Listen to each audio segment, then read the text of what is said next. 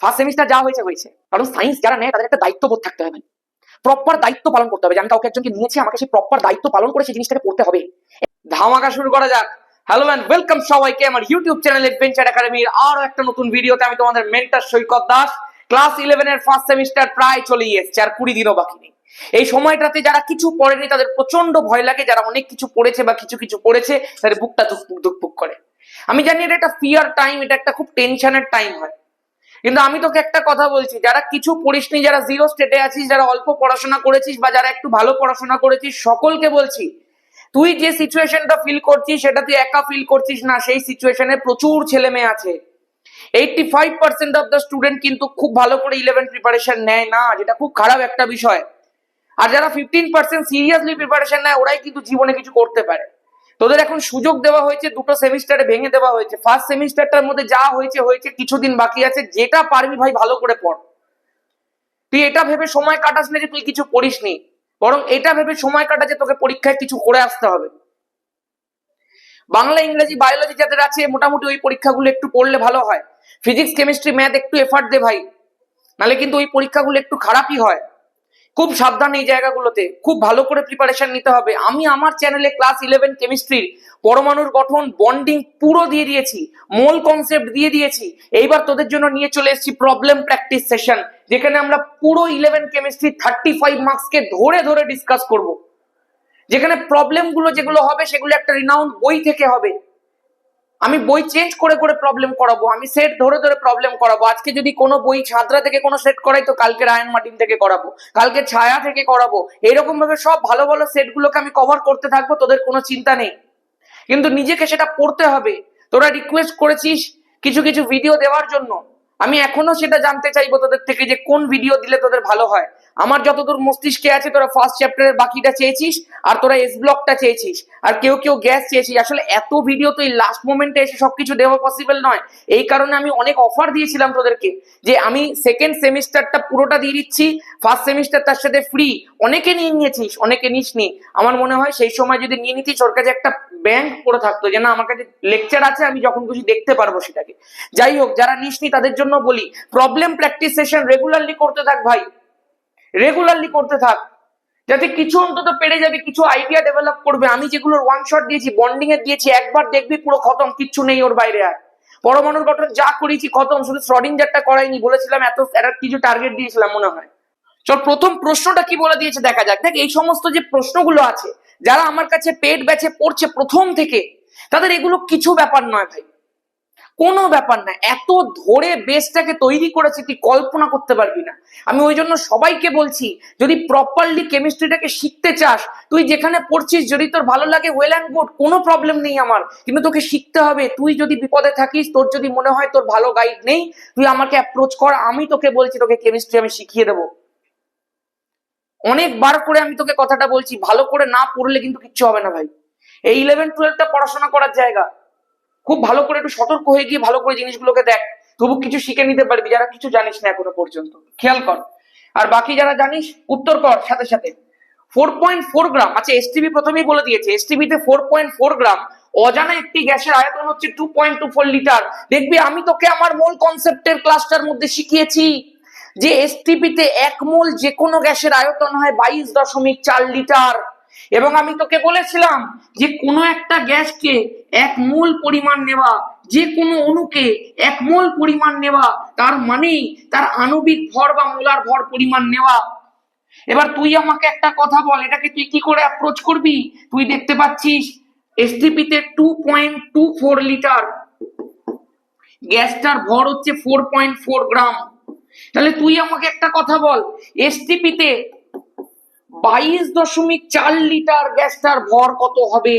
2.24 আছে, এটাকে 10 দিয়ে গুণ করলে 22.4 হয়ে যায়। তো এইদিকেও তুই 10 দিয়ে গুণ কর, তো অ্যান্সার হয়ে গেল 44 গ্রাম। দেখ, তুই আমাকে একটা কথা বল, 1 মোল গ্যাসের আয়তন এসটিপিতে 22.4 লিটার, 1 মোল গ্যাসের যে ভর হয় সেটাই তো তার আণবিক ভর বা মোলার ভর। তার মানে 22.4 লিটারের যে ভর হয় সেটাই তো তার মোলার ভর। তুই কি দেখতে পাচ্ছিস? 22.4 লিটারের ভর 44 গ্রাম। যদি 44 গ্রাম হয় তাহলে গ্যাসটা কে? Carbon die oxide. গল্প শেষ। চল দেখি নেক্সট প্রশ্ন।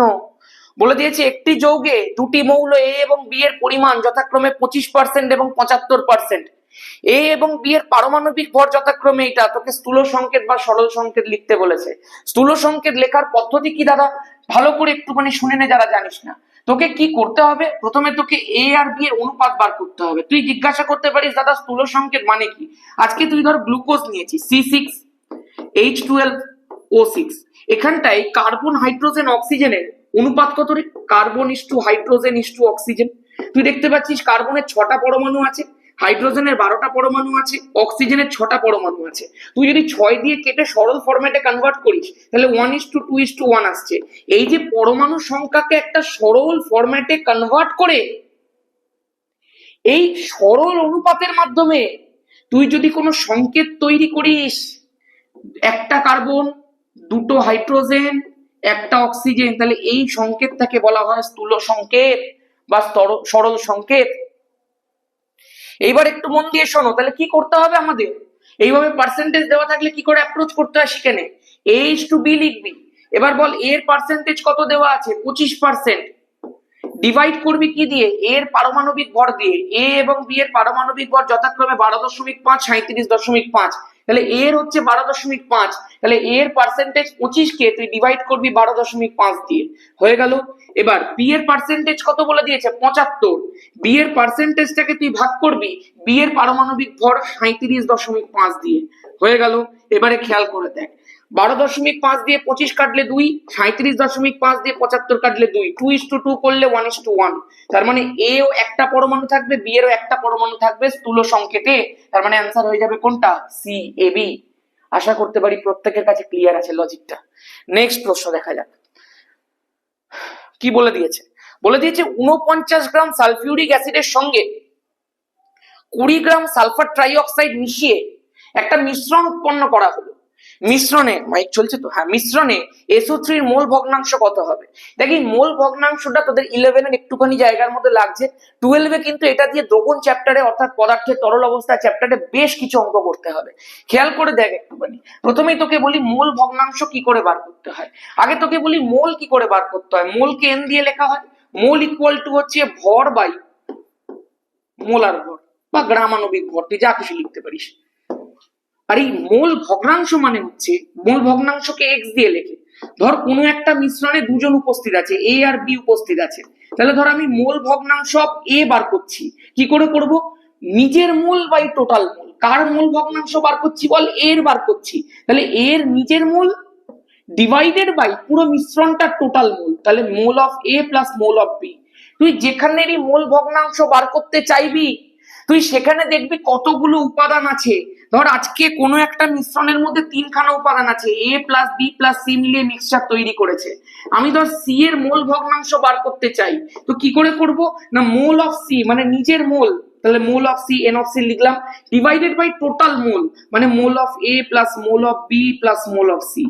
এই হচ্ছে মোল ভগ্নাংশ বার করার ফর্মুলা ভাই, আর কিচ্ছু না, নাথিং। মনে রাখবি মিশ্রণের মধ্যে যে কটা উপাদান আছে তাদের প্রত্যেকের মোল ভগ্নাংশের যোগফল 1 হয়। তার মানে মোল ভগ্নাংশ অফ এ, মোল ভগ্নাংশ অফ বি, মোল ভগ্নাংশ অফ সি, এই টোটালটা করে দিলে 1 দাঁড়িয়ে যায়। কেন বলতো, তার কারণ তুই দেখতে পাচ্ছিস মোল ভগ্নাংশ অফ বি কত হবে বল, mole of B divided by N total. মোল ভগ্নাংশ অফ এ কত হয়, mole of A divided by N total, এটাও তো এন টোটাল ভাই। তাহলে তুই চিন্তা কর মোল ভগ্নাংশ অফ এ, মোল ভগ্নাংশ অফ বি, মোল ভগ্নাংশ অফ সি, যোগ করে দেখ মোল ভগ্নাংশ অফ এ মানে কি, mole of A by total mole, mole of B by total mole, mole of C by total mole. তাহলে টোটাল মোলটাকে যদি তুই কমন নিয়ে নিস তাহলে এ বি আর সি এর মোলগুলো যোগ হয়ে যায়। ভাই এ বি আর সি এর মোলগুলো যদি যোগ হয়ে যায় তাহলেই তো টোটাল মোল চলে আসে রে ভাই, কারণ মিশ্রণে এবিসি তো আছে, তাহলে total mole by total mole করলে 1 হয়। এই জন্যই তো বলেছি প্রত্যেকটা উপাদানের মোল ভগ্নাংশকে যোগ করলে 1 হয়। এটাও একটা প্রশ্ন দিতে পারে। চল দেখি নেক্সট প্রশ্ন, এটা তাহলে কি করে বার করে দাদা, তুই আগে আমাকে বল। এই যে অঙ্কটার মধ্যে 30 গ্রাম H2SO4, এই অঙ্কটাকে দেখ আমি একটুখানি কারেকশন করেছিলাম। এই অঙ্কটার মধ্যে বইয়ের মধ্যে যে ভ্যালুগুলো দিয়েছে ওগুলো দিয়ে অঙ্ক উত্তর বার করতে গেলে 10 ঘন্টা লেগে যাবে ক্যালকুলেটর ছাড়া করলে, ওই জন্য আমি একটু ভ্যালুগুলোকে কারেকশন করেছি। খেয়াল কর 49 গ্রাম সালফিউরিক অ্যাসিড, তাহলে তুই আমায় বল মোল অফ সালফিউরিক অ্যাসিড কি করে বার করতে হয়। সালফিউরিক অ্যাসিডের ভর কত দিয়েছে 49 গ্রাম, তাহলে সালফিউরিক অ্যাসিডের ভর লিখলাম, ডিভাইডেড কর তার মোলার ভর দিয়ে। সালফিউরিক অ্যাসিডের ক্ষেত্রে আণবিক ভর বা মোলার ভর কত ভাই 98, তাহলে 49/98 করলে কত হয় 1/2 হয়ে যায়, তাহলে এটাই হচ্ছে সালফিউরিক অ্যাসিডের মোল। আচ্ছা মোল অফ সালফার ট্রাইঅক্সাইড কত দাদা, আমি বলছি সালফার ট্রাইঅক্সাইডের ভর কত দিয়ে দিয়েছে বল 20, এর আণবিক ভর বা মোলার ভর কত, সালফারের জন্য 32 আর অক্সিজেনের 3 16 48, 40 আর 30 70 8 আর 2 10 মানে 80, তার মানে হয়ে গেল 1/4। এবার তোকে কি দিয়ে দিয়েছে মিশ্রণে SO3 এর মোল ভগ্নাংশ বার করতে দিয়েছে, তাহলে মোল ভগ্নাংশ অফ SO3 কিভাবে বার করতে হয় না mole of SO3, mole of SO3 মানে কত 1/4 ডিভাইডেড বাই টোটাল মোল মানে 1/2 প্লাস 1/4, কারণ এটা দুজনেই রয়েছে, তাহলে 1/2 প্লাস 1/4। গল্প শেষ। এইবারে মন দিয়ে শোন, এই যে উপরে চলে এলো 1/4, নিচে কত এলো বল 4 লসাগু হয়ে গেল, 2 + 1 মানে 3 হয়ে গেল, তাই না, এখান দিয়ে 2 হবে ওখান থেকে 1 হবে, তার মানে 1/4 গুণ 4/3, তার মানে হয়ে গেল 1/3 হয়ে গেল 0.33, এই যে 0.33 ইজ দ্য কারেক্ট অপশন। আশা করতে পারি প্রত্যেকের কাছে অঙ্কটা ক্লিয়ার আছে। এই ধরনের ছোট ছোট অঙ্ক কিন্তু তোমাদের পরীক্ষাতে দিতেই পারে। হয়েছে, চলো নেক্সট। বলেছে ত্রিমাত্রিক বিন্যাসে ভি বিভব ক্ষেত্রে একটি ইলেকট্রনের ক্ষেত্রে শ্রোডিঞ্জারের তরঙ্গ সমীকরণ কোনটা। শ্রোডিঞ্জারের তরঙ্গ সমীকরণ আমি আমার ব্যাচে ভাই ফুল করিয়েছি, সেখান থেকে যা যা গ্রাফ আসে প্রত্যেকটা জিনিস করিয়েছি, সেই কারণে সেকেন্ড সামেটিভে সেকেন্ড সেমিস্টারে কিন্তু মিস করা যাবে না। প্রপারলি অর্গানিক পড়তে হবে, প্রপারলি থার্মোডাইনামিক্স পড়তে হবে, প্রপারলি হাইড্রোকার্বন পড়তে হবে। তার জন্য সেকেন্ড সেমিস্টারটাকে নষ্ট না করে এক্ষুনি অ্যাডমিশন করে নিতে পারিস তুই। যদি তুই এক্ষুনি অ্যাডমিশন করিস first semester plus second semester দুটো একসাথে তুই পাবি 1200 টাকায়, ফুল ইয়ার 1200 টাকায়। আর যদি শুধুমাত্র সেকেন্ড সেমিস্টারের জন্য করতে চাস সেটা 1000 টাকায়। নিচে ডেসক্রিপশন সেকশন এবং পিন কমেন্টে মোবাইল নাম্বার দেওয়া রয়েছে, যদি অ্যাডমিশন নিতে চাস মেসেজ করিস। চল এদিকে দেখ, বলে দিয়েছে কি শ্রোডিঞ্জারের সমীকরণ কোনটা ভাই। শ্রোডিঞ্জারের সমীকরণ তুই পরিষ্কার দেখতে পাচ্ছিস, option number C, del 2 psi by del x2 del 2 psi by del y2 del 2 psi by del z2 8 pi square m by a square e minus b psi। এখানে psiটা হচ্ছে তরঙ্গ অপেক্ষক ওয়েভ ফাংশন। এই সমীকরণ কিভাবে এসছে কোত্থেকে এসছে সেই ডেরিভেশন তোদের নেই, তোদের এখান থেকেই শুরু হয়েছে যে এটা তরঙ্গের সমীকরণ, এবার এখান থেকে কাজকর্ম শুরু হয়েছে। ঠিক আছে, এটাকে ভালো করে মাথায় রাখবে। চলো নেক্সট। একটা পরমাণু যোজক কক্ষের ইলেকট্রনের কোয়ান্টাম নাম্বারগুলি হলো, মানে যোজ্যতা কক্ষ মানে শেষ কক্ষপথ, শেষ কক্ষপথের ক্ষেত্রে তোকে পুরো কোয়ান্টাম নাম্বারের সেট দিয়ে দিয়েছে। আমি প্রথমে একটু পুরো সেটটা থেকে পুরো কক্ষপথটাকে উপকক্ষটাকে বানাই। দেখ n = 3 মানে 3 নম্বর কক্ষপথ, l = 0 মানে s উপকক্ষ। এবার s উপকক্ষের মধ্যে আমি দেখতে পাচ্ছি m = 0 মানে একটাই ইলেকট্রনের কথা বলা হচ্ছে, যার স্পিন হচ্ছে হাফ, তার মানে 3s1। 3s1টা কার যোজ্যতা কক্ষপথ হতে পারে, সোডিয়ামেরই হবে ভাই, কারণ সোডিয়ামেরই তো ইলেকট্রন বিন্যাস করে তুই দেখতে পাস, কি দেখতে পাই নিয়ন কোর 3s1, এটারই তো দেখ 3s1 হচ্ছে, সেই জন্য সোডিয়ামেরই যোজক কক্ষের ইলেকট্রনের বিন্যাসটা ওই ধরনের হবে, কোয়ান্টাম নাম্বারের বিন্যাসটা এইভাবে হবে। নেক্সট প্রশ্ন বলেছে ডি কক্ষকে অবস্থানরত একটি ইলেকট্রনের কৌণিক ভরবেগ কি হবে। ভালো করে মাথায় রাখ, আমাদের যদি কৌণিক ভরবেগ উপকক্ষের মাধ্যমে বার করতে বলে তাহলে একরকম ফর্মুলা, কক্ষকের মাধ্যমে বার করতে বললে একরকম ফর্মুলা, স্পিনের মাধ্যমে বার করতে বললে একরকম ফর্মুলা, কক্ষপথের মাধ্যমে বার করতে বললে একরকম ফর্মুলা। চারটে ফর্মুলাই লিখে দিচ্ছি। কক্ষপথের ক্ষেত্রে যদি মুখ্য কোয়ান্টাম সংখ্যা দিয়ে বার করতে বলে তাহলে n × h/2 পাই, যদি উপকক্ষের মাধ্যমে অর্থাৎ গৌণ কোয়ান্টাম সংখ্যার মাধ্যমে বার করতে বলে তাহলে l × l+1 h/2 পাই, যদি চৌম্বকীয় কোয়ান্টাম নাম্বার অর্থাৎ কক্ষকের মাধ্যমে বার করতে দেয় তাহলে m × h/2 পাই, যদি স্পিনের মাধ্যমে বার করতে দেয় তো √s × s+1 h/2 পাই। দাদা s এর ভ্যালু কত হবে, হয় প্লাস হাফ না হয় মাইনাস হাফ, আবার কি ভাই। চলো এখানে কিসের মাধ্যমে দিয়েছে, তোকে ডি উপকক্ষ বলে দিয়েছে, মেনশন করে দিয়েছে। এবার খেয়াল কর, এই যে ডি উপকক্ষের ক্ষেত্রে আমাকে এই তাহলে এল এর ভ্যালুটা লাগাতে হবে, তাহলে ডি এর ক্ষেত্রে এল এর ভ্যালুটা কত হয় ভাই 2 হয়, তাহলে ফর্মুলা ফেলে দে √2 × 2 + 1, এই যে l × l+1 √h/2 পাই করে দিচ্ছি, তাহলে এই যে 3 আর 2 6 হয়ে গেল, তাহলে √6 × h/2π হয়ে গেল, গল্প শেষ। কোথায়? Option number D. ফিনিশ। চলো নেক্সট। বলছে একটি ইলেকট্রন কত বেগে ঘুরবে যদি ইলেকট্রনটির 1 সেকেন্ডে অতিক্রান্ত দূরত্ব তার তরঙ্গ দৈর্ঘ্যের সাথে সমান হয়। খেয়াল করে দেখ, 1 সেকেন্ডে অতিক্রান্ত দূরত্ব মানেটা কি আমাকে বল। 1 সেকেন্ডে অতিক্রান্ত দূরত্ব মানেই তো বেগ। মানে বলতে চাইছে ইলেকট্রনটা কত বেগে ঘুরবে, মানে তুমি বেগটা বার করো যদি তার তরঙ্গ দৈর্ঘ্যই তার বেগের সাথে সেম হয়। খুব ভালো একটা প্রশ্ন। তরঙ্গ দৈর্ঘ্যের ইকুয়েশন কোথায় পাই আমরা? ডি ব্রগলিতে। তাহলে ল্যামডা ইকুয়াল টু h/mv, ডি ব্রগলির সমীকরণ। আমরা কি দেখতে পাচ্ছি? ভি এর ভ্যালুটা ল্যামডার সাথে সেম। তাহলে আমি কি করব, এই ইকুয়েশন থেকে ল্যামডা ইকুয়াল টু h/v এর জায়গা তো ল্যামডা বসিয়ে দেয়, m ইনটু ল্যামডা, ল্যামডা গুণ কর, তাহলে lambda square equal to h/m। তাহলে ল্যামডার ভ্যালুটা কত দাঁড়াচ্ছে ভাই? √h/m। তাহলে ল্যামডা ইকুয়াল টু বেরিয়ে গেল √h/m। কোথায়? এই যে অপশন নাম্বার বি, তরঙ্গ দৈর্ঘ্য √h/m। খেলা শেষ। চলো নেক্সট। বলছি ইলেকট্রনের কোন শক্তি স্তরের জন্য হাইড্রোজেন পরমাণুর ফোটন শোষণ করে কিন্তু বর্জন করে না? আচ্ছা, ফোটন শোষণ বর্জনের ব্যাপারটা কখন হয় বলতো? ধর কেউ কোনো একটা নিম্ন শক্তি স্তর থেকে কোনো একটা উচ্চ শক্তি স্তরের মধ্যে উঠতে চাইছে, তখন তাকে বাইরে থেকে ফোটনটাকে শোষণ করতে হয়। আমি যখনই ভিডিও করি তখনই শাক বাজে ভাই, ভিডিওতে শাক বাজা খুব ভালো। দাঁড়া থেমে যাই একটু, আমি কিন্তু অনেক বেলা হয়ে গেছে। যাই হোক, ঝাঁঝ বাজবে এবার।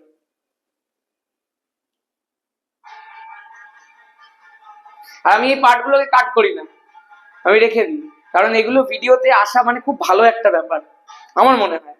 চল এদিকে দেখ, কি বুঝতে পারলাম যে ইলেকট্রন যদি কোনো একটা নিম্ন শক্তি স্তর থেকে কোনো একটা উচ্চ শক্তি স্তরের মধ্যে যায়, তখন তাকে বাইরে থেকে ফোটন শোষণ করতে হয়, মানে শক্তি শোষণ করতে হয়। আর যদি উচ্চ শক্তি স্তর থেকে নিম্ন শক্তি স্তরে নেমে আসে, তখন তাকে বাইরে ফোটন ত্যাগ করে দিতে হয় বা শক্তি ত্যাগ করে দিতে হয়। তুই খেয়াল কর, তোকে কি প্রশ্ন করেছে? ইলেকট্রনের কোন শক্তি স্তরের জন্য হাইড্রোজেন পরমাণু শুধুমাত্র ফোটনটা শোষণ করবে, মানে শুধুমাত্র ওপরেই উঠবে, নিচে আসবে না বা বর্জন করবে না। কোথায়? একদম গ্রাউন্ডে, একদম তলায় যে আছে 1s এর জন্য। তুই 1s থেকে শুধু ওপরেই উঠতে পারিস, নিচে আর নামতে পারবি না। ওই জন্য শুধুমাত্র শোষণ করতে পারবি, বাইরে বর্জন করতে পারবি না। ক্লিয়ার আছে? Next problem. যারা একটু হলেও পড়াশোনা করেছো তারা এই প্রবলেম গুলো করে ভীষণ স্যাটিসফাইড ভাই, যে না ঠিক আছে, হেভি আসছে ভাই, এবারে পেরে যাবো বলে মনে হচ্ছে। চল, আর যারা পড়িসনি হালকা হালকা করে প্র্যাকটিস করতে থাক। আমি কিন্তু প্রত্যেকটার কারণ বলে বলে যাচ্ছি। বলে দিয়েছে যখন Li2+ আয়নের একটি ইলেকট্রন উচ্চ স্তর থেকে n ইকুয়াল টু, আচ্ছা বিবৃতিমূলক প্রশ্ন এটা, n ইকুয়াল টু 2 তে নেমে আসে, মানে উচ্চ স্তর মানে ধর আমি তোকে বললাম n ইকুয়াল টু 3, সেখান থেকে বলছি n ইকুয়াল টু 2 তে নেমে আসছে। তাহলে ধর এখান থেকে এখানে যখন নেমে আসে, তোর মনে হতে পারে যে দাদা n ইকুয়াল টু 2 মানে হচ্ছে n ইকুয়াল টু 2 তে নেমে আসছে মানে বামার সিরিজ, আর বামার সিরিজ মানেই দৃশ্যমান। কিন্তু মাথায় রাখবি, বামার সিরিজের ক্ষেত্রে দৃশ্যমান রেখাটা কখন পাওয়া গেছিল? হাইড্রোজেনের ক্ষেত্রে পাওয়া গেছিল, লিথিয়াম বা হিলিয়ামের ক্ষেত্রে নয়। কিন্তু লিথিয়াম 2+, হিলিয়াম প্লাস মানে হাইড্রোজেন সদৃশ যে আয়নগুলো আছে তাদের ক্ষেত্রে কিন্তু কখনো বামার বলেননি কথাটা। খেয়াল করে দেখ কি বলে দিয়েছে, যে লিথিয়াম 2+ আয়নের ক্ষেত্রে একটি ইলেকট্রন যখন উচ্চ স্তর থেকে n ইকুয়াল টু 2 স্তরে আবরণ করে, তখন বিকিরিত বিকিরণ দৃশ্যমান অঞ্চলে অবস্থান করে। উত্তর হচ্ছে ভুল। তার কারণটা আমি তোকে বলবো। এটা যদি হাইড্রোজেনের ক্ষেত্রে বলতো তাহলে ঠিক ছিল। হাইড্রোজেন পরমাণুর বামার সারির ক্ষেত্রে প্রথম রেখাটি দৃশ্যমান অঞ্চলে অবস্থান করে, একদম ঠিক। হাইড্রোজেনের ক্ষেত্রে হবে, মানে বিবৃতি 1 ভুল, বিবৃতি 2 ঠিক। কোথায় আছে? এই যে বিবৃতি 1 মিথ্যা, বিবৃতি বি সত্য। এবার তোকে কারণটা একটুখানি বলি। এই যে পুরো জিনিসটা মেনটেন হয় এরকম একটা সমীকরণের মাধ্যমে, নিউ বার ইকুয়াল টু, এই পুরো জায়গাটা রিড বারকে ধ্রুবক আসে। যখন হাইড্রোজেনের ক্ষেত্রে, আমি তোকে ওভারঅল সমীকরণটাই দেখাই বড়, একটা জেড স্কোয়ার আছে, জেড মানে হচ্ছে প্রোটন সংখ্যা, এখানটায় হয়ে যায় 1/n1 এর স্কোয়ার মাইনাস হয়ে যায় 1/n2 স্কোয়ার। এখন বিষয়টা কি জানিস তো? বিষয়টা হচ্ছে যখন এটা হাইড্রোজেন হয় তখন এই জেড এর ভ্যালুটা 1 বসে যায়। যখন জেড এর ভ্যালুটা 1 বসে যায় তখন এর ভ্যালুটা অনেকটা কমে যায়। কিন্তু যদি আজকে তুই লিথিয়াম 2+ এর ক্ষেত্রে করিস, তখন তোকে জেড এর ভ্যালুটা কিন্তু 3 বসাতে হবে। যখনই জেড এর ভ্যালুটা তুই 3 বসাবি, জেড স্কোয়ারের ভ্যালু 9 হয়ে যাবে। মানে হাইড্রোজেনের ক্ষেত্রে যা হতো, লিথিয়ামের ক্ষেত্রে তরঙ্গ সংখ্যাটা তার 9 গুণ হবে, আর তরঙ্গ সংখ্যার ভ্যালুটা 1/λ। যদি তরঙ্গ সংখ্যা বেড়ে যায় তো তরঙ্গ দৈর্ঘ্য কমে যায়। খেয়াল কর, দেখছিস তো উপরে আর নিচে মানে ব্যস্ত সম্পর্ক। যদি তরঙ্গ সংখ্যাটা বাড়ে, যেটা তুই এখানে দেখতে পাচ্ছিস লিথিয়ামের ক্ষেত্রে জেড এর ভ্যালু 3 বসালে 9 গুণ হয়ে যাচ্ছে তরঙ্গ সংখ্যা। তরঙ্গ সংখ্যা বাড়ছে, তাহলে দাদা তরঙ্গ দৈর্ঘ্য কি হবে? তরঙ্গ দৈর্ঘ্য কমবে। এই জন্য তরঙ্গ দৈর্ঘ্যটা কমে গিয়ে দৃশ্যমান রেঞ্জের থেকে নিচে চলে আসে। দৃশ্যমান রেঞ্জের থেকে নিচে কি আছে? ইউভি রেঞ্জ আছে, ইউভি রেঞ্জের মধ্যে এসে পড়ে যায়। সেই কারণে আমরা লিথিয়ামের ক্ষেত্রে বিষয়টাকে দেখতে পাই না, যদিও সেটা 2 নম্বর কক্ষপথেই নেমে আসছে। আমি সেটাকে এক্সপ্লেন করার জন্য এখানে একটা পুরো চার্ট, আমি একটা নিজে এটাকে পুরো রিসার্চ করে বার করেছি ভাই, চ্যাট জিপিটির হেল্প নিয়ে বার করেছি পুরো একটা সিরিজ তোদের জন্য। যে যখন n = 3 থেকে 2 তে নেমে আসছে, হাইড্রোজেনের ক্ষেত্রে যখন ট্রানজিশন হচ্ছে, তার যে ল্যামডা, তার যে ওয়েভলেন্থ সেটা হচ্ছে 656। সেটা ভিজিবল রিজিয়নের মধ্যে পড়ছে, রেড লাইন। ভিজিবল রিজিয়নটা হচ্ছে 380 থেকে 750, এটা পড়ছে 656-তে। সেই কারণে আমরা হাইড্রোজেনটা দেখতে পাবো। কিন্তু যখন হিলিয়াম বা লিথিয়ামের কথা বলছি, হিলিয়াম প্লাস লিথিয়াম 2+, 3 to 2 ট্রানজিশনের জন্য দেখ 2 এ নেমে আসছে, বামার সিরিজ হওয়ার কথা, কিন্তু দেখ আলট্রাভায়োলেট রিজিয়নের মধ্যে পড়ছে। কারণ এটার ক্ষেত্রে তরঙ্গ দৈর্ঘ্যটা 165, এটার ক্ষেত্রে 73। যেখানে ইউভি রিজিয়নটা তুই দেখতে পাচ্ছিস 10 থেকে 380, আর ভিজিবলটা 380 থেকে 750, কোনোটাই 380 থেকে 750 এর মধ্যে নয়, বরং ইউভি রিজিয়নের মধ্যে 10 থেকে 380-র মধ্যে। সেই কারণে এগুলোকে আমরা চোখে দেখতে পাবো না। আশা করতে পারি ক্লিয়ার আছে। এখানে আমি একটা গ্রাফ দেখিয়েছি, এটাও আমি নিজেই বার করেছি ভাই ওখান থেকে পুরো খুঁজে খাজে, যে ওয়েভলেন্থ 3 = 2 তে ট্রানজিশনের সময় এই যে জেড এর ক্ষেত্রে কেবলমাত্র হাইড্রোজেনের ক্ষেত্রেই আমরা ভিজিবল স্পেকট্রাম পাই, বাকি সবার ক্ষেত্রে তুই খেয়াল করে দেখ ভিজিবল লাইনের থেকে নিচে চলে আসছে জেড = 2, 3, 4, 5 এর ক্ষেত্রে। এই জন্য শুধুমাত্র হাইড্রোজেনই আমরা বিষয়টা পাচ্ছি। এইটা হচ্ছে পুরো ভাই মেকানিজম। শিখতে হবে এরকম ভাবেই ভাই, এইভাবেই পড়তে হবে তোকে। চল, বলেছে প্রদত্ত আয়নগুলির মধ্যে সবচেয়ে ছোট আয়ন কোনটা? তুই দেখতে পাচ্ছিস এরা প্রত্যেকেই ভাই পর্যায় বরাবর দেওয়া। আজকে সোডিয়াম 11, অ্যালুমিনিয়াম 13, ম্যাগনেসিয়াম এদের মধ্যখানে 12, ম্যাগনেসিয়ামকে আগে ঢোকাই, ম্যাগনেসিয়াম 12, অ্যালুমিনিয়াম 13, সিলিকন 14। এবার খেয়াল 1, 2, 3, 4। তুই আমাকে একটা কথা বল, পর্যায় বরাবর বাম দিক থেকে ডান দিক গেলে আকার কমে? তুই বলবি হ্যাঁ দাদা কমে। তো এই বরাবর আকারটা কমেছে, উল্টে এ আবার 4টে ইলেকট্রন ত্যাগ করে আরো ছোট হয়ে গেছে। তাহলে সব থেকে ছোট কোনটা? নিঃসন্দেহে Si4+। আর যদি দাদা এগুলো পর্যায় বরাবর না দিয়ে হ্যাপাজার্ডলি দিত, তাহলে তোকে একটা ফর্মুলা লাগাতে হতো। কি ফর্মুলা জানিস? Z/E, মানে ইলেকট্রন প্রতি নিউক্লিয় আধান, সেটা প্রপোর্শনাল টু 1/r। যার Z/E এর ভ্যালু সব থেকে বেশি হতো তার ব্যাসার্ধ সব থেকে কম হতো। এগুলো কিন্তু পর্যায় সারণীতে আমি অলরেডি শিখিয়েছি। নেক্সট, যে সকল পরমাণুগুলির 4f কক্ষকে ক্রমান্বয়ে ইলেকট্রনগুলি প্রবেশ করে সেই পরমাণুগুলিকে ড্যাশ বলা হয়। ভাই যাদের 4f কক্ষকে প্রবেশ করছে তাদের f ব্লক এলিমেন্টস বলা হবে। f ব্লক এলিমেন্টসদের মধ্যে 4f এর মধ্যে কাদের প্রবেশ করে? ল্যান্থানাইডসদের প্রবেশ করে। আর যদি বলতো 5f এর মধ্যে প্রবেশ করছে তাহলে অ্যাক্টিনাইডসদের প্রবেশ করে। ল্যান্থানাইডসদের ক্ষেত্রে তোকে যদি বলা হয় সাধারণ ইলেকট্রন বিন্যাস কি হয়, তাহলে মাথায় রাখ 4f 1 to 14 হয়, 5d 0 to 1 হয়, 6s এর মধ্যে দুটো হয়। আর যদি এটাই অ্যাক্টিনাইডস বলতো 5f 1 to 14 হতো, 6d 0 to 1 হতো, আর 7s 2 হতো। ব্যাস এই তো হয়ে গেল। ঠিক আছে, নেক্সট, ডান স্তম্ভ বাম স্তম্ভ মেলানোর একটা প্রশ্ন দিয়েছে ভাই। কি দেখতে পাচ্ছিস? তোকে এখানে সব ওই 100-র উপরে যে সমস্ত আইইউপিএসসি নামগুলো আছে এলিমেন্টসে সেগুলো সব লিখে দিয়েছে। ঠিক আছে, এবার একটুখানি মন দিয়ে শোন। এই 100-র উপরের নামগুলোকে মনে রাখার টেকনিক কি ছিল না, 0-র ক্ষেত্রে ছিল হচ্ছে নীল, 1-এর ক্ষেত্রে ছিল হচ্ছে উন, 2-এর ক্ষেত্রে ছিল হচ্ছে বাই, 3-এর ক্ষেত্রে ছিল হচ্ছে ট্রাই, 4-এর ক্ষেত্রে ছিল হচ্ছে কোয়াড, 5-এর ক্ষেত্রে ছিল হচ্ছে পেন্ট, 6-এর ক্ষেত্রে ছিল হচ্ছে হেক্স, 7-এর ক্ষেত্রে ছিল হচ্ছে সেপ্ট, 8-এর ক্ষেত্রে ছিল অক্ট, 9-এর ক্ষেত্রে ছিল এন। এই তো ব্যাপার ছিল। এইবার ধর তোকে আমি বললাম আজকে 101 তুই লিখে দেখা। এবার তুই 101 যখন লিখতে যাবি, আচ্ছা সবার প্রথমে শুনে রাখ, প্রত্যেকটা লিখে দেওয়ার পরে নামগুলো লাস্টে একটা কথা যোগ করতে হয়, সেটা হচ্ছে ইয়াম। ঠিক আছে, এবার খেয়াল কর, ধর আমি তোকে বললাম এক মানে কি? এক মানে হচ্ছে উন, তাই তুই লিখলি উন। জিরো মানে কি? এই যে জিরো, জিরো মানে হচ্ছে নীল, তারপরে তারপরে লিখলি নীল, তাহলে উন, তারপরে লিখলি তুই নীল, তারপরে আবার এক আছে মানে আবার উন, আবার উন লিখলি, পুরোটা হয়ে গেল লেখা। লাস্টে কি যোগ করবো? ইয়াম। তাহলে এই তো নাম হয়ে গেল উন নীল উন ইয়াম, গল্প শেষ। এইভাবেই তো লিখতে হয়। এবার তুই বলবি লাস্টে দাদা যদি এই জায়গাটাতে যদি বাই চলে আসে, তাহলে তারপরে আমি আবার ইয়াম লিখবো, মানে দুটো আই পরপর লিখবো না, যখন বাই চলে আসবে তখন জাস্ট এরকম লিখে দিবি BIUM, দুবার আই দিবি না। যখন ট্রাই চলে আসবে তখনও দুবার আই দিবি না, ট্রাইয়াম লিখে দিবি। কাজ হয়ে গেল। এইটুকুই জাস্ট মনে রাখতে হতো, বাকি সব তুই পেরে যাবি।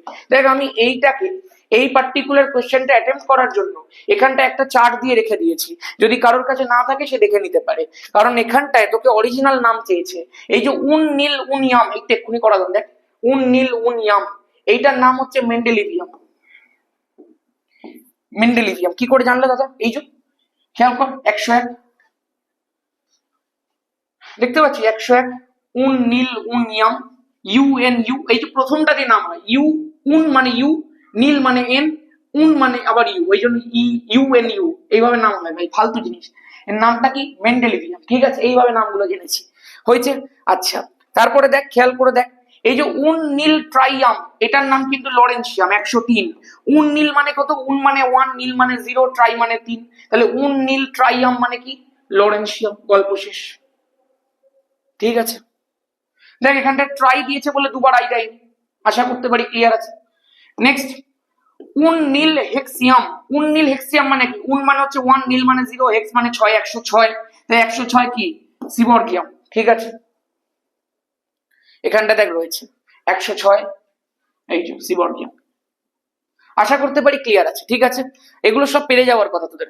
এবার দেখ এই উন উন নীলিয়াম, উন উন নীলিয়াম কি হবে ভাই? এই ডাম স্টাডিয়াম হবে, গল্প শেষ। তার মানে সব পরপরই দেওয়া, 1 1 2 2 3 3 4 4, option number A is the correct option. কি করে করতে হয় শিখিয়ে দিয়েছি ভাই, বাকি সব তুই পেরে যাবি। এই চারটাকে একটুখানি জাস্ট পড়ে নিতে হবে। ঠিক আছে, যারা যারা আমাদের ফ্রি ব্যাচে হোয়াটসঅ্যাপ গ্রুপের মধ্যে আছিস তাদেরকে আমি এই গ্রুপটার মধ্যেই চারটা দিয়ে দেবো, আর বাকি যারা নেই আমি কমেন্ট সেকশনের মধ্যে হোয়াটসঅ্যাপ গ্রুপের লিঙ্ক দিয়ে দিচ্ছি, জয়েন করে যা। চল নেক্সট, বলছে কোন ক্ষেত্রে শক্তির শোষণ ঘটে? ভাই শক্তির শোষণ ঘটছে কখন? চিন্তা করে দেখ, আমাদের কেমিস্ট্রিতে ভাই রেকর্ডিং চলছে তো ভাই, রেকর্ডিং হ্যাঁ চলছে, অলরেডি 32 মিনিট রেকর্ডিং হয়ে গেছে। চলো, বলছে কোন ক্ষেত্রটিতে শক্তির শোষণ ঘটে? ভালো করে মন দিয়ে শোন। আজকে যদি আমি তোকে জিজ্ঞাসা করি শক্তির শোষণ ঘটছে মানে কি, মানে তোকে জোর করে করাতে হচ্ছে প্রসেসটা, প্রসেসটা হতে চাইছে না, তোকে বাইরে থেকে শক্তি দিয়ে এবার শক্তি দিয়ে দিয়ে মেরে মেরে করাতে হচ্ছে ভাই। মনে রাখবি আমাদের কেমিস্ট্রিতে যদি কোনো প্রসেসকে বাইরে থেকে এনার্জি দিয়ে করাতে হয়, যদি সেটা করাতে এনার্জি লাগে, তার মানে সেটা বাইরে থেকে এনার্জি নিচ্ছে, বাইরে থেকে তাপ নিচ্ছে, তার মানে সেই প্রসেসটাকে বলা হয় এন্ডোথার্মিক প্রসেস। আর এই এন্ডোথার্মিক প্রসেস কিন্তু ফিজিবল হয় না, এক্ষেত্রে কিন্তু ΔH এর ভ্যালুটা পজিটিভ হয়। পরের সেমিস্টারে থার্মোডাইনামিক্সে পড়বি। আর যদি কেউ কোনো একটা প্রসেস স্মুথলি লার্ন করে, স্মুথলি যদি সেই প্রসেসটা চলে যায়, তাহলে সেই প্রসেসটা হচ্ছে গুড প্রসেস, সেখানে কিন্তু ΔH এর ভ্যালুটা নেগেটিভ হয়। এই প্রসেসটাকে বলা হয় তাপ মোচি প্রসেস। এই প্রসেসে কিন্তু বাইরে তাপ বেরিয়ে যায়, তার মানে প্রসেসটা কিন্তু ফিজিবল প্রসেস, প্রসেসটা নিজে থেকে হতে চাইছে। খেয়াল করে দেখ, এফ থেকে এফ মাইনাস তুই একটা ইলেকট্রন ঢোকাচ্ছিস, সিএল থেকে সিএল মাইনাস একটা ইলেকট্রন ঢোকাচ্ছিস, এইচ থেকে এইচ মাইনাস একটা ইলেকট্রন ঢোকাচ্ছিস, কিন্তু ও মাইনাস থেকে ও টু মাইনাস কটা ইলেকট্রন ঢোকালি? দুটো ইলেকট্রন ঢোকালি। পর্যায় সারণীতে যারা আমার কাছে পড়ে তাদেরকে আমি পড়িয়েছিলাম, মনে করে দেখ, যে অক্সিজেনের প্রথম ইলেকট্রন আসক্তিটা ঋণাত্মক হয়, কিন্তু দ্বিতীয়টা কিন্তু ধনাত্মক হয়ে যায়, কারণ কেউ একটা ইলেকট্রন নিয়ে নিল মানে ইলেকট্রন ইলেকট্রন বিকর্ষণ বেড়ে গেল। যদি আরো একটা ইলেকট্রনকে তুই ঢোকাতে চাস, ও আর পছন্দ করবে না, বলবে এত বিকর্ষণ, আমার টুপি কক্ষক, আমি কেন নিতে যাবো এতগুলো ইলেকট্রন। সেই কারণেই তো ও মাইনাস থেকে ও টু মাইনাস খুব একটা ফিজিবল প্রসেস হয় না। ঠিক আছে, এই জন্য এটার মধ্যে ইলেকট্রন ঢোকাতে বাইরে থেকে শক্তি প্রয়োগ করে ঢোকাতে হয়। মনে রাখবে একটা বেদ বাক্য, ইলেকট্রন অ্যাফিনিটির সাথে স্টেবিলিটির কোনো সম্পর্ক তুমি দেখবে না এইসব জায়গাতে। ঠিক আছে, তাহলে কোনটা হয়ে যাবে? Option number C. নেক্সট, এটা দেখবে আমি যাদেরকে বন্ডিং করিয়েছি, এই ইউটিউবের মধ্যে যে বন্ডিং এ 3.5 ঘন্টার ক্লাস দিয়েছি, তার শেষে যে এমওটি করিয়েছি, এমওটিতে একটা শর্টকাট ট্রিক শিখিয়েছি বন্ড অর্ডার বার করার। কি শিখিয়েছিলাম মনে করে দেখ, যারা দেখিসনি এক্ষুনি গিয়ে দেখে নে ভিডিওটা। আমি বলেছিলাম যদি ওভারঅল অণুটার ইলেকট্রনের সংখ্যা 1 হয় তাহলে বন্ড অর্ডার হবে 0.5। আমি এরকম ভাবে লিখতে বলেছিলাম 1 2 3 4 নিয়ে এরকম দেখাতে বলেছিলাম 0.51 0.50। এবার এইদিকে বলতে বলেছিলাম, কি বলেছিলাম ভাই, He2 আছে, He2 মানে কি, He মানে হচ্ছে 2, একটা হিলিয়াম মানে দুটো, তাহলে দুটো হিলিয়াম মানে 4টে। যদি 4টে টোটাল ইলেকট্রন হয় তাহলে তার বন্ড অর্ডার কত, 0। তার মানে He2 এর ক্ষেত্রে বন্ড অর্ডার হয়ে গেল 0। তাহলে দেখ প্রথমেই তো He2 আছে, প্রথমেই He2, তাহলে প্রথমে 0 খোঁজ। এই দেখ একটার মধ্যেই আছে, মানে অপশন বি কারেক্ট হয়ে গেল। একটা অপশন দেখে হয়ে গেল, বাট সবকটাই তোদেরকে আমি দেখিয়ে যাচ্ছি, খেয়াল করে দেখ। আজকে He2 প্লাস, He2 মানে 4টে ইলেকট্রন, একটা ছেড়ে দিল মানে 3টে ইলেকট্রন, 3টে ইলেকট্রন যদি থাকে তাহলে বন্ড অর্ডার হয়ে গেল 0.5, মিলছে হাফ। যদি আজকে He2 2 প্লাস থাকে, He2 2 প্লাস মানে 4টে আছে, সেখান থেকে দুটো বেরিয়ে গেছে মানে দুটো ইলেকট্রন, দুটো ইলেকট্রন মানে বন্ড অর্ডার 1 রয়েছে, বন্ড অর্ডার 1 লাস্টে। ক্লিয়ার ভাই, কমপ্লিট। চলো ওকে, চলো অনেক টাইমও হয়ে গেছে। নেক্সট প্রবলেম, 15 নম্বর প্রবলেম। কি বলে দিয়েছে, বলেছে হাইড্রোজেন হ্যালাইডস গুলির মধ্যে এইচএফ এর স্ফুটনাঙ্ক সর্বোচ্চ, তার কারণ এইচএফ এর মধ্যে হাইড্রোজেন বন্ডিং আছে ভাই, সেই কারণে, আর কিচ্ছু না, শক্তিশালী হাইড্রোজেন বন্ধন। নেক্সট নেক্সট কি বলে দিয়েছে, প্রদত্ত কোনটি সংমিশ্রণ রেখাচিত্রটি সঠিক। দেখ এটা কিন্তু মলিকুলার অরবিটালের রেখাচিত্র, ভালো করে খেয়াল করবে। এখানটায় দেখো মাইনাস চিহ্ন আছে, এই রেখাচিত্রগুলোকে ভালো করে শিখতে হবে কিন্তু ভাই। এখানটায় দেখ মাইনাস চিহ্ন আছে, যখন দুখানা 1s মাইনাসের মাধ্যমে যুক্ত হচ্ছে তার মানে তারা সিমেট্রি মিসম্যাচড ওয়েতে যুক্ত হচ্ছে। 1s যদি পরস্পরের সঙ্গে যুক্ত হয় তো দুটো কেস হতে পারে, একটা হচ্ছে সিগমা 1s, একটা হচ্ছে সিগমা স্টার 1s। এখানে কোনটা হবে, অ্যান্টি বন্ডিংটা হবে সিগমা স্টার, কারণ সিমেট্রি মিসম্যাচড ওয়েতে যুক্ত হচ্ছে। এটা তো বন্ডিং দেখানো আছে, তাহলে এটা হবে না। এই ছবিটা অ্যাকচুয়ালি কেমন হওয়া উচিত ছিল, ছবিটা হওয়া উচিত ছিল এরকম, এই মধ্যিখান দিয়ে নিষ্পন্দ তল হওয়া উচিত ছিল, যে দুটো দুদিকে চলে গেছে, ম্যাচিং হচ্ছে না ভাই, অ্যান্টি বন্ডিং অরবিটাল তৈরি হয়েছে। এবার দেখ এখানটা খেয়াল কর, এই যে পি অরবিটালটা, দেখ P orbital sigma bonding heron overlap করছে, তার মানে এটা কি পি অরবিটাল, 2pz অরবিটাল ভাই। এই 2pz ই কিন্তু একমাত্র সিগমা তৈরি করে, 2px আর 2py কিন্তু পাই অরবিটাল তৈরি করে। যারা এমও পড়েছে তারা বুঝবে, যারা পড়িসনি আমার বন্ডিং ভিডিও দেখ। দেখ একজনের মাইনাসের সাথে আরেকজনের প্লাস যুক্ত হচ্ছে, মানে সিমেট্রি মিসম্যাচড ওয়েতে এরা যুক্ত হচ্ছে। সিমেট্রি মিসম্যাচড ওয়েতে কোনোদিন বন্ডিং হয়ে যেতে পারে না ভাই, দুটো জুড়ে যেতে পারে না। কি হয়ে যাবে খেয়াল করে দেখো, এই রকম একটা চলে যাবে, এই রকম একটা চলে যাবে, মধ্যখান থেকে নিষ্পন্দ বিন্দু হয়ে যাবে। এই হচ্ছে গল্প, ঠিক আছে, মানে এরা যুক্ত হবে না একে অপরের সঙ্গে। তাহলে এইটাও ভুল আছে ভাই, বলেছে কোনটা সঠিক। এবার খেয়াল কর, দেখ পাশাপাশি ওভারল্যাপ হচ্ছে মানে পাই অরবিটাল তৈরি হচ্ছে। এবার পাই যখন তৈরি হয়, এটা হয় 2px আছে না হয় 2py আছে, সেখান থেকে হয় পাই বন্ডিং মলিকুলার অরবিটাল, নাহলে পাই অ্যান্টি বন্ডিং মলিকুলার অরবিটাল তৈরি হবে, পাই স্টার। এইটা যেটা তৈরি হচ্ছে, দেখ প্লাসের সঙ্গে প্লাস যুক্ত হচ্ছে, মাইনাসের সঙ্গে মাইনাস যুক্ত হচ্ছে, মানে বন্ডিং মলিকুলার অরবিটাল তৈরি হচ্ছে, যার ছবি একদম পারফেক্ট দেওয়া। প্লাসের সঙ্গে প্লাস জুড়ে বড় প্লাস, মাইনাসের সঙ্গে মাইনাস জুড়ে বড় মাইনাস। যদি আজকে এটা অ্যান্টি বন্ডিং তৈরি হতো তাহলে কিরকম দেখতে হতো, না এরকম দেখতে হতো। এটা হচ্ছে অ্যান্টি বন্ডিং। আশা করতে পারি বিষয়টা বুঝতে পেরেছিস। অ্যান্টি বন্ডিং এ প্লাসের সঙ্গে মাইনাস, মাইনাসের সঙ্গে প্লাস যুক্ত হয়। ঠিক আছে ভাই, ক্লিয়ার। চলো তাহলে একমাত্র ঠিক কোনটা আছে, অপশন নাম্বার সি, যেটা এটা আছে। নেক্সট বলেছি SO3 এস এর সংকরায়নের সঙ্গে নিচের কোনটি সদৃশ। ভাই SO3 এর ক্ষেত্রে সংকরায়ন বন্ডিং এ শিখিয়ে দিয়েছি। SO3 কি করে বার করে দাদা, না সালফারের ক্ষেত্রে কেন্দ্রীয় পরমাণু যেহেতু সালফার, তাহলে half V plus X minus C plus A. খেয়াল করে দেখ সালফারের ক্ষেত্রে যে V এর ভ্যালু, মানে বন্ডিং ভ্যালেন্স শেল ইলেকট্রনের সংখ্যা কত, ভ্যালেন্স শেল কি করে বার করে, এই তো নিয়ন কোর, নিয়ন কোরের সাথে 3s2 3p4, তাহলে ভ্যালেন্স শেল ইলেকট্রনের সংখ্যা কত, 6টা। তার মানে এই যে তোর V এর ভ্যালুটা হয়ে গেল, V এর ভ্যালুটা তো 6 বেরিয়ে গেল, তাহলে হাফ V এর ভ্যালু 6 প্লাস x মানে কি, কেন্দ্রীয় পরমাণুর সঙ্গে যুক্ত একযোজি পরমাণুর সংখ্যা। হাই অক্সিজেন কি একযোজি না, তাহলে V এর x এর ভ্যালু কত, 0। x এর ভ্যালু 0, আবার ক্যাটায়ন অ্যানায়ন দেখতে পাচ্ছিস কিছু প্লাস মাইনাস কিচ্ছু নেই, সব 0।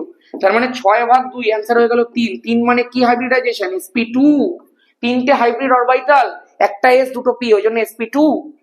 sp2 কার আছে পরিষ্কার দেখলেই তো বোঝা যাচ্ছে, এই যে c2h4 আছে, c2h4 মানে কি ইথিলিন, কার্বন কার্বনের সঙ্গে দ্বিবন্ধনে যুক্ত, মানেই তো প্রত্যেকটা কার্বনের হাইব্রিডাইজেশন sp2।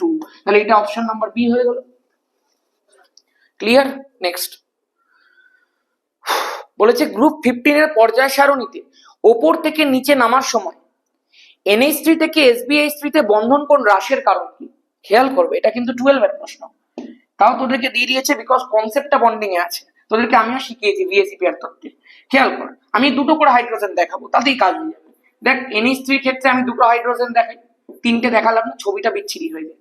এই যে একটা লোন পেয়ার SbH3 মানে অ্যান্টিমনির ক্ষেত্রে একটাই লোন পেয়ার হবে, কারণ এগুলো সবার ধর্মই এক ভাই। নাইট্রোজেন হাইড্রোজেন যখন ছিল, নাইট্রোজেনের নাইট্রোজেনের ক্ষেত্রে তড়িৎ ঋণাত্মকতা, ইলেকট্রোনেগেটিভিটি অনেক বেশি হাইড্রোজেনের থেকে, সেই জন্য বন্ড পেয়ার্স গুলো নাইট্রোজেনের দিকে শিফট করেছিল। এই জন্য বন্ড পেয়ারের মধ্যে বিকর্ষণ অনেক, যদি বিকর্ষণ অনেক হয় তাহলে এই বন্ড গুলোকে ও ঠেলে সরিয়ে দিচ্ছে, তার ফলে বন্ড অ্যাঙ্গেলটা অনেকটা বেড়ে যাচ্ছে। কিন্তু আজকে SbH3 এর ক্ষেত্রে হাইড্রোজেনের থেকে কিন্তু Sbর বেশি নয় ভাই, তার ফলে হাইড্রোজেনের দিকে বন্ড গুলো শিফট হয়ে থাকছে, বন্ড ইলেকট্রনস গুলো, সেই কারণে এদের মধ্যে ডিস্টেন্স অনেক বেশি, ফলে সেই অর্থে বিকর্ষণ হচ্ছে না, সেই কারণে এই মধ্যিখানের অ্যাঙ্গেলটাও কিন্তু খুব একটা ঠেলে বড় হচ্ছে না। এই জন্য যত নিচের দিকে নামছি, যত কেন্দ্রীয় পরমাণুর ইলেকট্রোনেগেটিভিটি কমছে, তত কিন্তু আস্তে আস্তে বন্ড অ্যাঙ্গেলটাও কমতে থাকছে, তার ফলে এটার অ্যান্সার কি হয়ে যাবে, যত নিচে নামবো তড়িৎ ঋণাত্মকতাটা হ্রাস পাওয়ার সাথে সাথে বন্ড অ্যাঙ্গেলস গুলো কিন্তু আস্তে আস্তে কমতে থাকছে। ঠিক আছে, চলো নেক্সট। বলেছে প্রদত্ত জোড়গুলির মধ্যে কোনটির ক্ষেত্রে আকার একই রকম কিন্তু সংকরায়ন পৃথক? আমি আমার বন্ডিং এর ভিডিওতে শিখিয়েছি, I3 এর ক্ষেত্রে হাইব্রিডাইজেশন sp3d হয়, এর যে স্ট্রাকচারটা সেটা কিন্তু রৈখিক স্ট্রাকচার হয় ভাই, খুব সাবধান, পরীক্ষাতে VVVI বলেছিলাম আমি, কেমন গঠন হয়েছিল এটা খেয়াল করবে। এই যে I- এই যে তিনখানা জায়গার মধ্যে লোন পেয়ার ছিল, এই একটা লোন পেয়ার, এই একটা লোন পেয়ার, এই একটা লোন পেয়ার, আর এখানটাতে এরকম অ্যাক্সিয়াল পজিশনে দুটো আয়োডিন ছিল, এই তো পুরো স্ট্রাকচারটা দেখ রৈখিক স্ট্রাকচার। আর এই যে BeCl2 আছে, তার ক্ষেত্রে তো sp হাইব্রিডাইজেশন হয়, সুতরাং এরও রৈখিক স্ট্রাকচার দেখ, এর sp3d হাইব্রিডাইজেশন, এর sp হাইব্রিডাইজেশন, সংকরায়ন পৃথক কিন্তু আকার একই রকম। Option number A will be the correct option. এইবার পড়তে হবে ভাই, আর পড়তে হলে কি করতে হবে, ফার্স্ট সেমিস্টার যা হয়েছে হয়েছে, এখনো সুযোগ আছে, যদি করতে চাস করতে পারিস। আমি 1200 টাকায় এখন একটা অফার করে দিয়েছি, মানে এটা করাটা উচিত নয়, একটা সাবজেক্টকে আমি সবসময় বলি কথাটা যে education must be affordable but not cheap. কিন্তু এই যে সময়টা চলছে, এই যে লাস্ট কিছুদিনের ফেজ চলছে, যদি কোনো ছেলে মেয়ে এই সময়টা পাস করতে চায় তো তাকে তো সেটা করাতে হবে। সেই কারণে আমি যেটা করেছি, যদি সেকেন্ড সেমিস্টার কেউ পারচেস করে এই সময় 1200 টাকা দিয়ে, তাহলে তার ফার্স্ট সেমিস্টার ফ্রি। তুই পরে পারচেস করলে, সেকেন্ড সেমিস্টার পারচেস করলে 1000 টাকা লাগবে, তুই ফার্স্ট সেমিস্টারের পরে যদি করিস, তখন তুই কিন্তু ফার্স্ট সেমিস্টার আর পাবি না। সেই কারণে যদি পরবর্তীকালে জয়েন্ট দেওয়ার ইচ্ছা থাকে, লেকচারগুলো তোর সাথে সারা জীবন থেকে যাবে যদি তুই রাখতে পারিস, আমি কখনো ডিলিট করবো না। সেই কারণে যদি চাস এখন নিতে পারিস 1200 টাকা দিয়ে, পুরো ইয়ার পেয়ে যাবি, পরে নিতে চাইলে 1000 টাকা দিয়ে পেয়ে যাবি। তোদের জন্য এইটাও করে দিয়েছি, এর থেকে বেশি আর কি করবো তুই বল, প্রবলেম প্র্যাকটিস করিয়ে দিচ্ছি, আর কি করা যাবে বল। সাবস্ক্রাইব করছিস না তোরা, সাবস্ক্রাইব 10 থেকে বেশি আসছে ভাই, 11 এর ছেলেমেয়েরা ভিডিও দেখে দেখে চলে যাচ্ছে, সাবস্ক্রাইব ঠিকঠাক করছে না, কমেন্ট করে দিচ্ছে দাদা হেভি বুঝতে পারছি, এবার সাবস্ক্রাইবটা কর। 10 এর ছেলেমেয়েগুলো আগে ভিডিও দেখার আগে সাবস্ক্রাইব করছে ভাই, হেভি ব্যাপার, সব দেখা যায় ইউটিউবে কে কি করছে। চল এদিকে দেখ, এবার একটু মন দিয়ে শোনো, খুব ভালো করে দেখবে। বাট একটা কি বিষয় দেখার আছে, 11 এর ছেলেমেয়েদের কিন্তু ভিউইং আওয়ার্সটা বেশি, মানে ওরা বেশিক্ষণ ধরে ভিডিওটাকে দেখছে, কারণ ওরা চাপে আছে। আর সব থেকে বেশি কমেন্ট কিন্তু 11 এর ছেলেমেয়েরাই করছে, এটাও কিন্তু ব্যাপার। চল,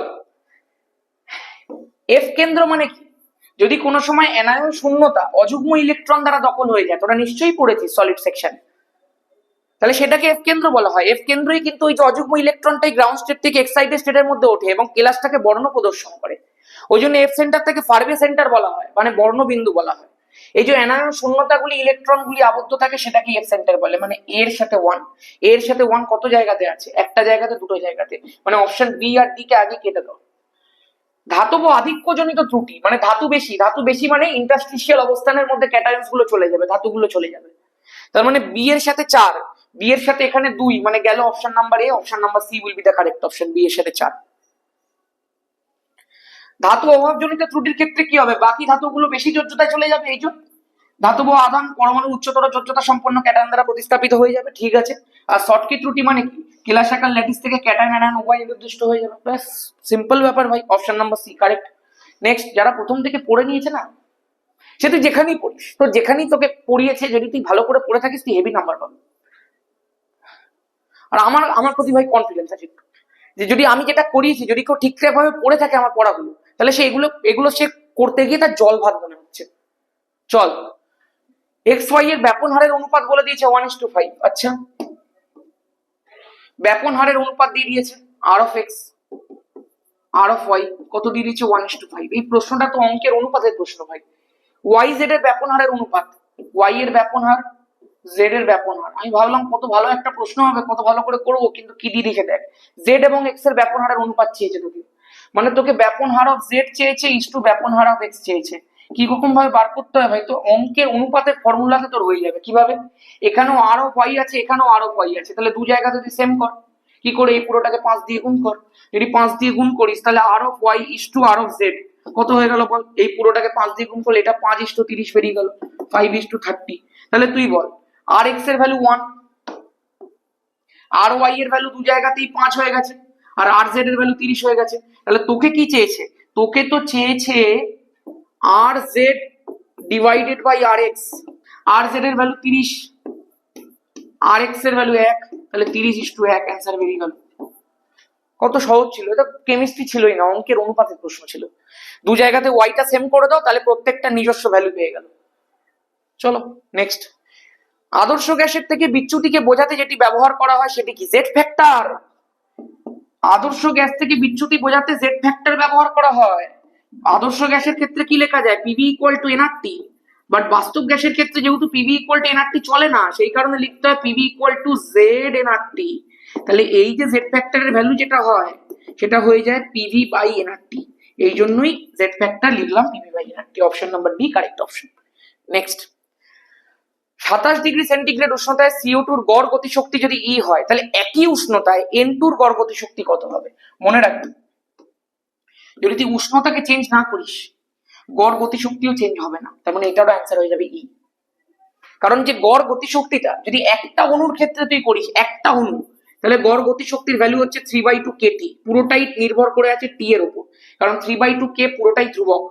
যদি এক মোলের ক্ষেত্রে করিস তাহলে 3/2 RT, দেখ এটাও নির্ভর করে আছে টি এর উপর, টি চেঞ্জ হলে তবেই হবে, বিকজ আর তো ধ্রুবক থাকে ভাই। এই জন্য টেম্পারেচার চেঞ্জ হচ্ছে না মানে গড় গতিশক্তিও চেঞ্জ হবে না।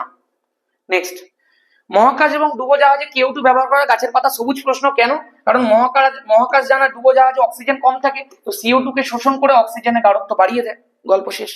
নেক্সট, ক্ষার ধাতুগুলির বিজারণ ধর্মের সঠিক ক্রমটা কি হবে। মনে রাখবি একটা কথা, নর্মাল কন্ডিশনে যত ওপর থেকে তুই নিচে নামছিস, যত ইলেকট্রন ছাড়ার প্রবণতা বাড়ছে, তত নিজে জারিত হচ্ছে, অন্যকে বিজারিত করছে, অন্যকে বিজারিত করছে মানে বিজারণ করার ক্ষমতা বাড়ছে, বিজারণ ধর্ম বাড়ছে। কি বললাম বুঝলি তো, একটা শ্রেণী বরাবর যখন ওপর থেকে নিচে নামছি সাইজটা তো বাড়ছে, যদি সাইজটা বাড়ে তো সহজে ইলেকট্রনটাকে ছেড়ে দেবে, ইলেকট্রন ছাড়লো মানে জারণ হবে, কার জারণ, যে ছাড়ছে তার, মানে নিজের জারণ। নিজের জারণ হলে অন্যকে কি করবি বল, বিজারিত করবি। অন্যকে যদি বিজারিত করিস তোর কি ধর্ম বাড়ছে, বিজারণ ধর্ম বাড়ছে, তার মানে যত নিচে যাবো বিজারণ ধর্ম বাড়বে। তাহলে তোর হয়তো মনে হতে পারে লিথিয়াম থেকে সোডিয়াম হয়ে, পটাশিয়াম হয়ে, রুবিডিয়াম হয়ে সিজিয়ামে বিজারণ ধর্ম বাড়বে, যেটা একদম পারফেক্ট নর্মাল ক্ষেত্রে।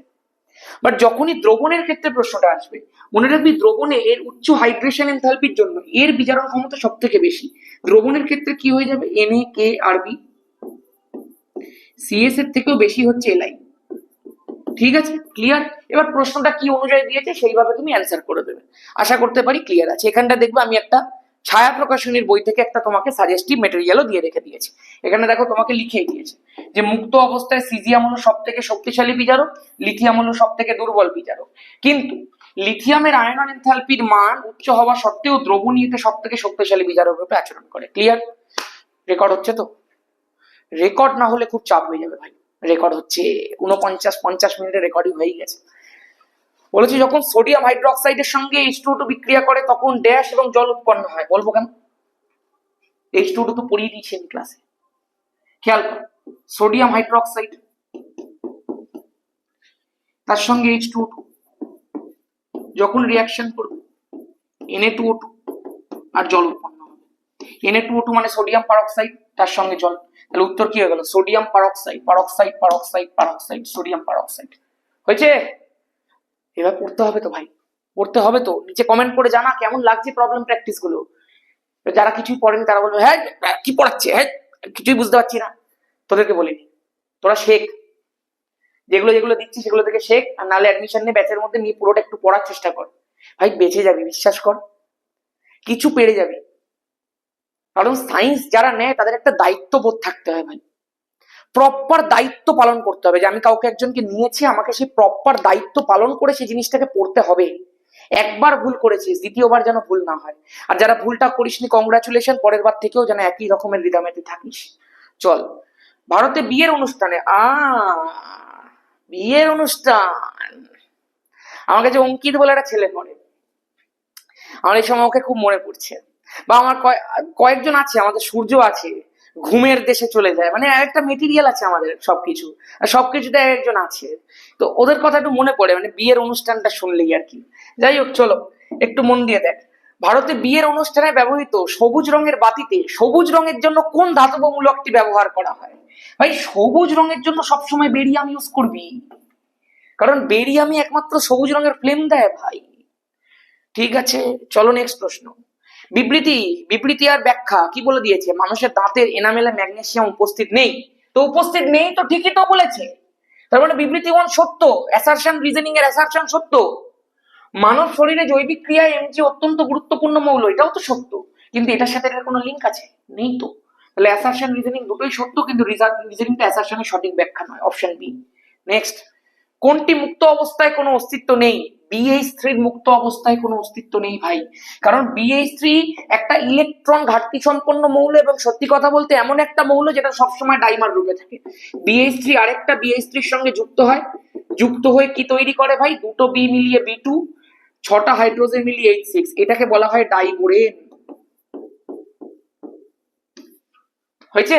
চলো নেক্সট, গ্রুপ 13 হ্যালাইডস গুলির মধ্যে কোন বিবৃতিটি সত্য নয়? আচ্ছা নয় বলেছে ভাই, নয়, কোনটি সত্য নয়? BCl3 অপেক্ষা BF3 মৃদু লুইস অ্যাসিড, মানে এর লুইস অ্যাসিড ধর্মটা কম। কারণ আছে, কারণ BF3 এর ক্ষেত্রে বোরন থেকে ফ্লুরিন থেকে বোরনের মধ্যে ইলেকট্রন ডেনসিটি শিফট হয়, মানে বোরনের ইলেকট্রন ডেনসিটি কিছুটা, মানে যে ঘাটতিটা থাকে সেটা কিছুটা মিটে যায়, কারণ ফ্লুরিন বোরনকে অসমযোজী বন্ধনের মাধ্যমে ইলেকট্রন দিয়ে দিতে পারে। কারণ ফ্লুরিনের ক্ষেত্রেও টুপি থাকে, বোরনের ক্ষেত্রেও টুপি থাকে, তাহলে টুপি থেকে টুপিতে পি পাই বহু বন্ধন করতে সুবিধা হয়। এই জন্য ফ্লুরিন বোরনকে ইলেকট্রন দিতে পারে অসমযোজী বন্ধনের মাধ্যমে। কিন্তু যত আমরা নিচের দিকে নামি, BF3 থেকে শুরু করে BCl3, BBr3, BI3 দেখতে পাবো বোরনের তো টুপি থাকে, এটার টুপি, এটার 3p, এটার 4p, এটার 5p, সেই জন্য পি পাই বহু বন্ধন গুলো পসিবল হচ্ছে না যত নিচে নামছি সাইজ ডিফারেন্সের জন্য। সেই কারণে যত নিচে নামছি বোরনের লুইস অ্যাসিড রূপে বিবেচনা, মানে লুইস অ্যাসিড দিকে আচরণ করার ক্ষমতা বেড়ে যাচ্ছে, বোরনের ইলেকট্রন ঘাটতি বেড়ে যাচ্ছে, এই জন্য বোরন একটা স্ট্রং লুইস অ্যাসিড হয়ে যাচ্ছে যত নিচে নামবো। সেই জন্য সব থেকে কম, সব থেকে মৃদু লুইস অ্যাসিড ধর্ম কে দেখায়? যার কাছে ইলেকট্রন, যেখানে বোরনের কাছে ইলেকট্রন অনেক থাকে, মানে BF3 এর ক্ষেত্রে। গল্প শেষ। তাহলে BCl3 অপেক্ষা BF3 মৃদু লুইস অ্যাসিড, পারফেক্ট।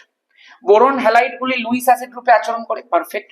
BCl3 অপেক্ষা BF3 তে পি পাই দ্বিবন্ধন গঠনের প্রবণতা কম, ভুল। BF3 তো পি পাই দ্বিবন্ধন গঠনের প্রবণতা বেশি, কারণ টুপি ম্যাচ হয়ে যাচ্ছে। তাহলে অপশন কোনটা হবে? যেটা ভুল সেটাই, অপশন নাম্বার সি। চলো, এগুলো যারা গ্রুপ 13 পড়েছে ইজিলি বেরো দেবে। এটা কি? আর ভালো লাগছে না ভাই। 31, একটা না প্রায় 1 ঘন্টা হতে যায়। শুষ্ক বরফ, শুষ্ক বরফ হিমালয় প্রভাবিত হয়। এর তিন কোথায়? এই যে A3, ঠিক আছে। আর একটা কি কার্বনের নাম দেখি, কার্বনের নাম কি? কার্বন নাম খুব ইম্পর্টেন্ট পরীক্ষার জন্য। কার্বনের নাম কি ভাই? আরে ভাই কি সব দিয়েছে, টেফলন। টেফলনটা দেখি, টেফলন হচ্ছে ননস্টিক প্রলেপ দিতে ব্যবহার করা হয়। তাহলে ডি এর সাথে 2, ডি এর সাথে 2 কোথায়? ডি এর সাথে 2, এই তো মিলে গেছে, এই মিলে গেছে, চল। এই প্রথমটা দিয়ে মিলে গেছিল, তার মানে অপশন নাম্বার সি, ডি এর সাথে 2 মিলে যাচ্ছে। আচ্ছা কার্বনের নাম কি জিনিস একটুখানি বলে দিই প্রথমে। সিলিকনের সঙ্গে সিলিকন ডাই অক্সাইড, সেটা যখন কার্বনের সাথে বিক্রিয়া করে, কার্বনের সাথে আরো কার্বনের যৌগ থাকে, কিন্তু তোকে মেন জিনিসটা শেখাই, সিলিকনের সাথে যখন কার্বনের রিয়াকশন হয় তখন সেখান থেকে মেনলি তৈরি হয় সিলিকন কার্বাইড। প্রচন্ড উচ্চ তাপমাত্রা, প্রায় 1,500 মতো টেম্পারেচার লাগে, গাছের পাতা সবুজ জিনিস, বুঝতেই পারছিস। এই সিলিকন কার্বাইড যেটা হয়, এটা ধাতু পালিশের কাজে লাগে ভাই, কালো একটা পদার্থ হয়। এটা কি কার্বনের নাম বলা হয়, খুব ভালো এই জিনিসটা পরীক্ষাতে আসে মাঝে মাঝে। সিলিকন কার্বাইডের নামটা কি এটা মনে রাখবি, ঠিক আছে। চল নেক্সট কি বলে দিয়েছে, প্রদত্ত অ্যানায়নগুলির মধ্যে কোনটি বোরন গঠন করতে পারে না? এই যে BF6 3-7। কেন বলছি দাদা? কারণ বোরনের ক্ষেত্রে 1s2 2s2 2p1 হয় দাদা। তাহলে 2s2 2s এর মধ্যে 2টো ইলেকট্রন, 2pর মধ্যে একটা ইলেকট্রন। বোরন যদি এক্সাইটেড স্টেটের মধ্যেও চলে যায় তাহলেও কি হতে পারে বলতো? আমি বললাম এই একটা ইলেকট্রন এখানে জাম্প করতে পারে, তাহলে এই ইলেকট্রন একটা আর এখানটায় 2টো ইলেকট্রন হতে পারে, তার মানে ম্যাক্সিমাম সে 3টে বন্ড তৈরি করতে পারে, আর একটা বন্ড খুব জোর অসমযোজী বন্ধনের মাধ্যমে হতে পারে। বললাম একদম। কিন্তু বোরনের সাথে 6টা ফ্লুরিন জীবন হতে পারে না, ওই জন্য এইটা কোনোদিন গঠন করতে পারে না। হয়েছে, চলো 33 নম্বর প্রশ্ন। কোন গ্যাসটি গাছের পাতা নীল শিখায় জলে? ভাই নীল শিখায় জলে কোনটা জিজ্ঞাসা করেছে? কার্বন মনোঅক্সাইড হবে। আগে যখন লেখা পরীক্ষা হতো তখন প্রশ্ন দিত উনুনের মধ্যে নীল শিখা দেখতে পাওয়া যায় কেন? এই কার্বন মনোঅক্সাইডের জন্য, ঠিক আছে। চলো নেক্সট, কয়লার উনুনে অবশ্যই।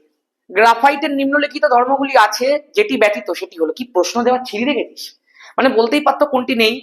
কাঠিন্য নেই ভাই অবশ্যই, ধাতব দুটি আছে, তড়িৎ পরিবাহিতা আছে, ধূসর কালো বর্ণ আছে, গ্রাফাইটের স্ট্রাকচার, ফুলারিং এর স্ট্রাকচার, হিরকের স্ট্রাকচার ভালো করে পড়বি, ঠিক আছে।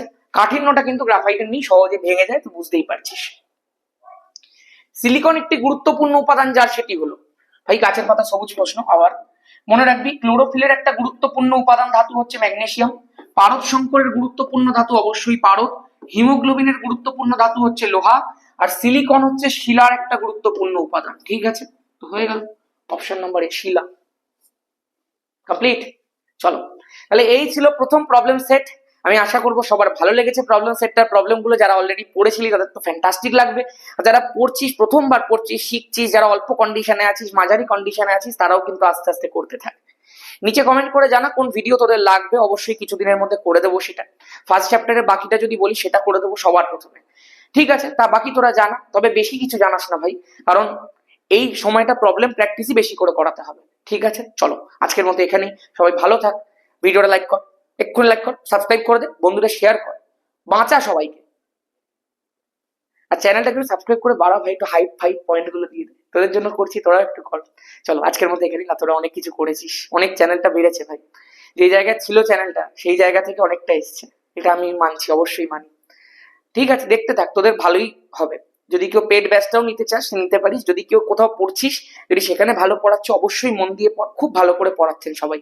যদি কারোর কোথাও সমস্যা হয়ে থাকে সে আমার কাছে আসতে পারিস, পড়তে পারিস। আমি তোকে এইটুকু বলতে পারি, তুই যদি ভালো করে পড়িস তুই সব পেরে যাবি, যা করাবো ওই কনসেপ্টই পরীক্ষায় আসে, ঠিক আছে। আজকের মতো এখানেই, ভালো থাকিস, সুস্থ থাকিস, টাটা।